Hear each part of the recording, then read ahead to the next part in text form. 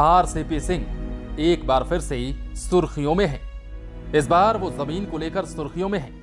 RCP Singh पर हेराफेरी का आरोप लगा है। खास बात यह है कि आरोप आरजेडी ने नहीं लगाया है, न ही इस आरोप को कांग्रेस ने लगाया है और ना ही किसी अन्य विरोधी दल ने। आरसीपी सिंह पर यह आरोप उनकी पार्टी जेडीयू ने ही लगा दिया है। जेडीयू के प्रदेश अध्यक्ष उमेश कुशवाहा ने आरसीपी सिंह से बजाबता पत्र लिखकर जवाब मांगा है। पत्र जारी होते ही सियासी गलियारे में खलबली मच गई है। आरोप लगते ही जेडीयू के कई वरीय नेताओं ने उनसे जवाब मांगा है, लेकिन आरसीपी सिंह चुप्पी साधे हुए हैं। मीडिया में उन पर लगे आरोप के लगभग 24 घंटे होने को हैं। इसके बाद भी उनकी ओर से कोई जवाब नहीं आया है। और खास बात कि जमीन मामले को लेकर लालू यादव पर आरोप लगाने वाली बीजेपी तो इस मामले में एकदम ही चुप है। वो भी कुछ नहीं बोल रही है कि आखिर आरसीपी सिंह के पास इतनी जमीन आई कहां से। भले ही आरसीपी सिंह के मामले पर बीजेपी चुप है, लेकिन सियासी गलियारे में तो सवाल उठने ही लगे हैं कि आखिर आरसीपी सिंह के पास इतने जमीन के प्लॉट कहां से आ गए। क्या है इसके पीछे का सच।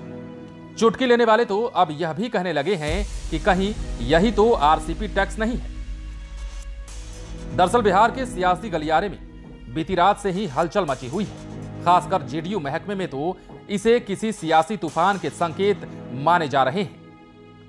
जेडीयू ने अपने ही पूर्व राष्ट्रीय अध्यक्ष और पूर्व केंद्रीय मंत्री आरसीपी सिंह के खिलाफ अब तक के सबसे गंभीर आरोप लगा दिए हैं। इसके पहले भी उनके खिलाफ कुछ न कुछ सियासी बम फूटते ही रहते थे, लेकिन अब की बार जेडीयू ने आरसीपी सिंह पर तो एटम बम पटक दिया है। पार्टी ने उनके खिलाफ बाजाबता कार्रवाई को कमोबेश एक अंजाम तक पहुंचा दिया है। कार्रवाई का आधार उनकी और उनके घर वालों की हाल की संपत्ति और खरीदी गई जमीन है।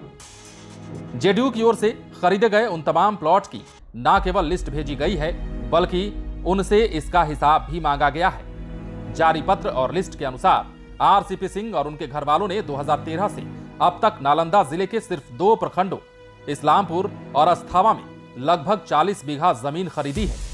कई और जिलों में भी उनकी संपत्ति होने की बात कही जा रही है। जेडीयू ने इसे करप्शन के मोर्चे पर सीएम नीतीश कुमार के जीरो टॉलरेंस की नीति के खिलाफ माना है।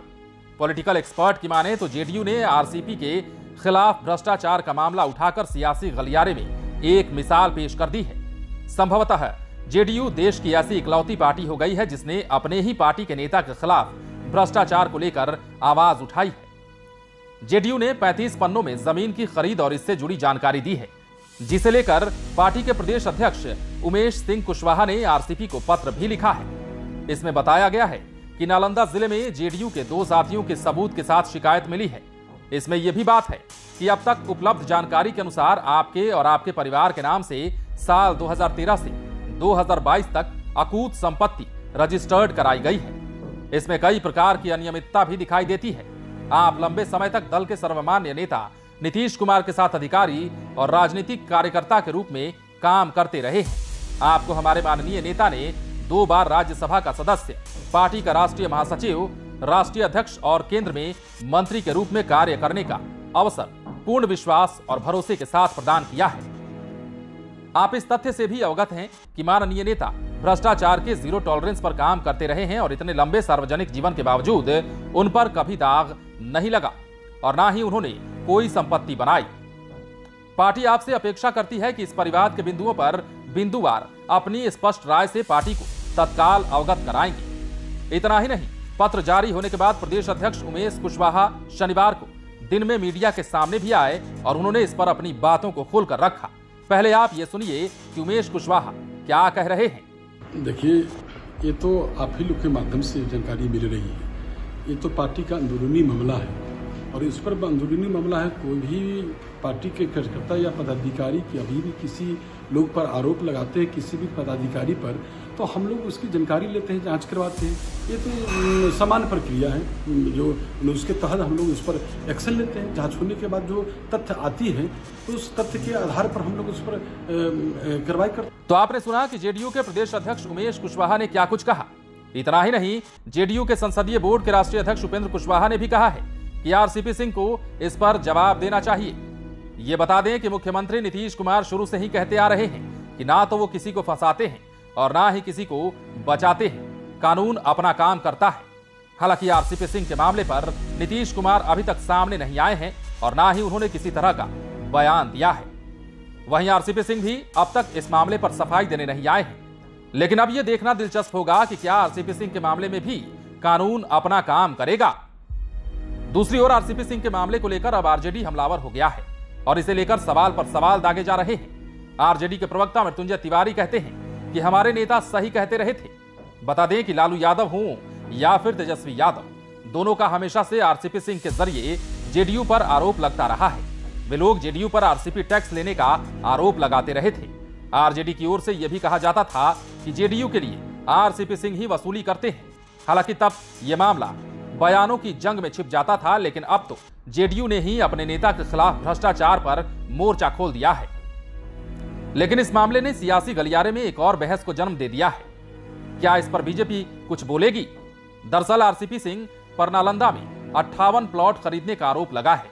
इन 58 प्लॉट में लगभग 40 बीघा जमीन है जो उनकी पत्नी गिरजा सिंह और दोनों बेटियों लिपि सिंह और लता सिंह के नाम पर है। फिलहाल लिपि सिंह पुलिस विभाग में तैनात हैं और आपको पता ही है कि नौकरी के नाम पर जमीन लेने का आरोप आरजेडी सुप्रीमो लालू प्रसाद यादव पर भी लगता रहा है। लेकिन लालू यादव के खिलाफ इस मामले को सबसे ज्यादा बीजेपी ने उठाया था। खासकर बीजेपी के वरीय नेता और पूर्व उप मुख्यमंत्री सुशील कुमार मोदी लालू यादव के मामले को जोर शोर से उठाते रहे हैं। तो ऐसे में यह भी सवाल उठने लगा है कि क्या बीजेपी आरसीपी सिंह के मामले को भी सियासी गलियारे में उठाएगी।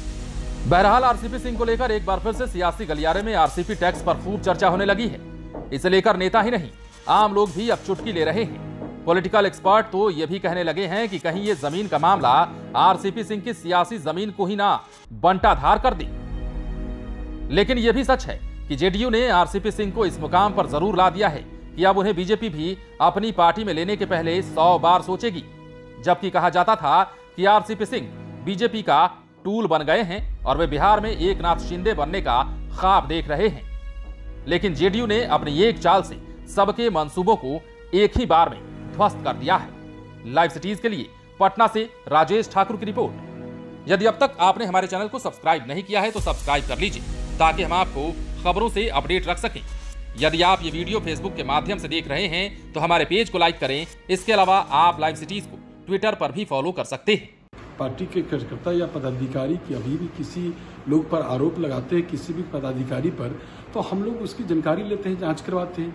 ये तो सामान्य प्रक्रिया है जो उसके तहत हम लोग उस पर एक्शन लेते हैं। जांच होने के बाद जो तथ्य आती है तो उस तथ्य के आधार पर हम लोग उस पर कार्रवाई करते हैं।